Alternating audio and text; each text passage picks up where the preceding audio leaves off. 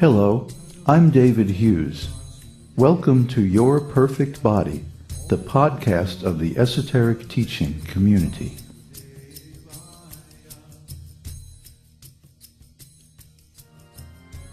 Today's selection is an essay entitled How to Understand Kṛṣṇa, Part 2.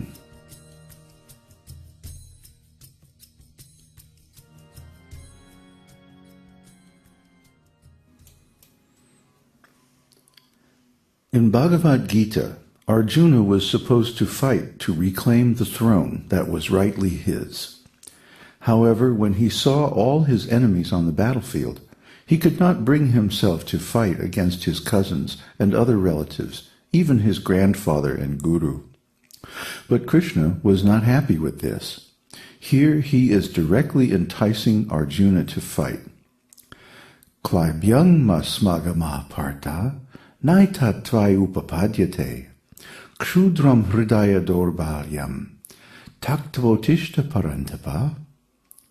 O son of Prtha, do not yield to this degrading impotence. It does not become you. Give up such petty weakness of heart, and arise, O chastiser of the enemy. Bhagavad-gita 2:3.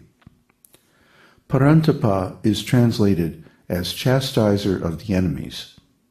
In other words, Kṛṣṇa is saying, you are a kshatriya, you are a king. Your business is to chastise the criminals. That is your duty. You cannot excuse the mischief of your cousins and their supporters. You must chastise them. Formerly, the kings were so powerful and just that the king himself used to judge wrongdoers. A criminal was brought before the king, and if the king thought it wise, he would take his own sword and immediately cut his head off. That was the duty of the king. My guru told me that even as recently as 150 years ago in Kashmir, as soon as a thief was caught, he would be brought before the king, and if it was proved that he was a thief, immediately the king will cut his hands off personally with his own sword. So all other thieves would be warned, this is your punishment. So there was no thievery, no stealing, no burglary in Kashmir. Even if someone lost something on the road, it will lie there. No one will touch it. The king's order was, if something is lying down on the street uncared for, you cannot touch it. The man who has left it, he will come and collect it. You cannot take it. According to Vedic principles, if we want society to be free from crime and other disturbances, capital punishment is required as a deterrent to wrongdoers. Nowadays, even murderers are excused. They are not hanged, but get lifetime room and board from the government. Meanwhile, if someone is caught smoking a little ganja, he is thrown in jail. This is backwards, foolish. We are rewarding murderers and rapists and criminalizing even harmless things. Therefore, the people have lost respect for the government, and crime is increasing everywhere in human society. According to Manusmriti and other Vedic scriptures, a murderer must be killed without mercy. And not only a human killer, even an animal killer should be immediately executed.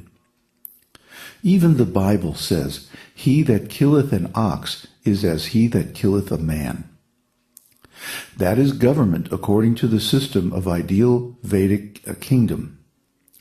The king should be so strict that no one will dare perform a crime in his jurisdiction. At the same time, for petty things, intoxication and so forth, there is mercy. And religious principles are taught by qualified brahmanas, spiritual teachers, in state-sponsored schools. Sympathy for murderers and rapists is misguided, just like Arjuna's sympathy for his relatives. It is a material sentiment, material sympathy. There is nothing moral or spiritual about it. Now the state is sympathizing with the murderers, and therefore we have practically abolished capital punishment. This mistake is similar to Arjuna's inability to kill his relatives on the battlefield. It is hrdaya-daurbalyam, weakness of heart. That is not duty of the king, according to the Vedic principles. It will lead only to a lawless society, an irreligious society. Therefore, Kṛṣna does not approve of Arjuna's so-called compassion toward his avaricious relatives. One has to discharge the duty ordered by the superior authority very strictly, without any consideration. So this kind of sympathy is simply weakness of the heart, lack of clear determination and resolve. But the ordinary person in material consciousness will not understand. Therefore, to understand Kṛṣna, one requires special senses, spiritual senses, not ordinary senses. Special senses means you have to purify your senses. Sarvopadi vinirmuktam tat paratvena nirmalam hrishikena hrishikesha sevanam bhaktir uchite. Bhakti, or devotional service, means engaging all our senses in the service of the Lord, the Supreme Personality of Godhead, the master of all the senses. When the spirit soul renders service unto the Supreme, there are two side effects. One is freed from all material designations, and one's senses are purified simply by being employed in the service of the Lord.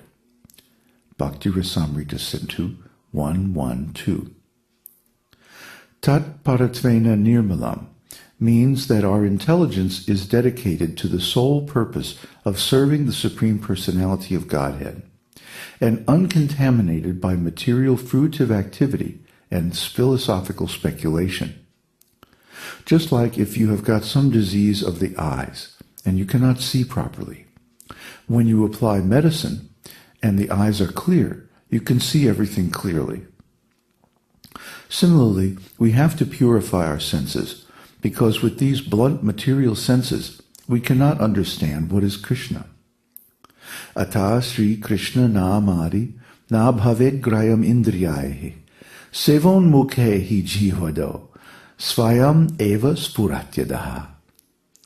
No one can understand the transcendental nature of the name, form, quality, and pastimes of Sri Kṛṣna through his materially contaminated senses.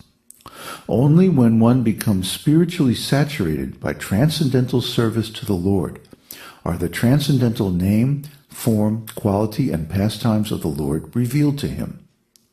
Bhakti Rasamrita Sindhu 1.2.234. Since Sri Kṛṣnaya Namadi, Kṛṣna's name, form, quality, etc., are not understandable by these blunt material senses, how can we understand them? This verse gives the clue. Now, sevan mukhe hi jihvadau. Jihvadau, beginning from the tongue. By controlling the tongue. You have to understand Kṛṣna by controlling the tongue. This is something wonderful, amazing. Who would have thought of it? We have to control the tongue to understand Kṛṣna, God. But in the Vedic Shastra, the injunction is there. Sevon mukhe hi jihvadau. Jiva means tongue.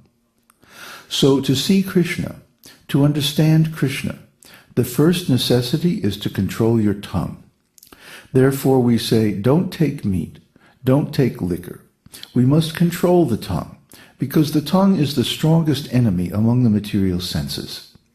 It is the sense most easily perverted by material taste, perverted taste.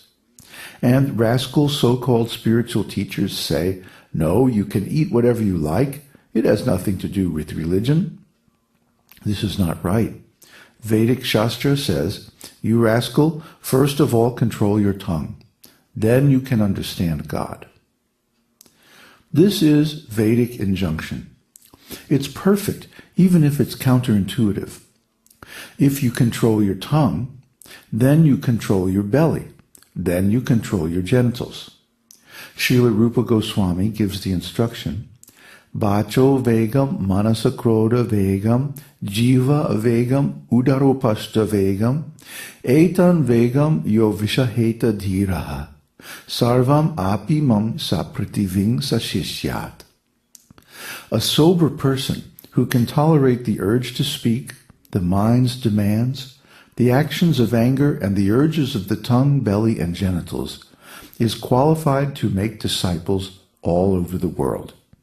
Sri Upadeshamrita 1. This instruction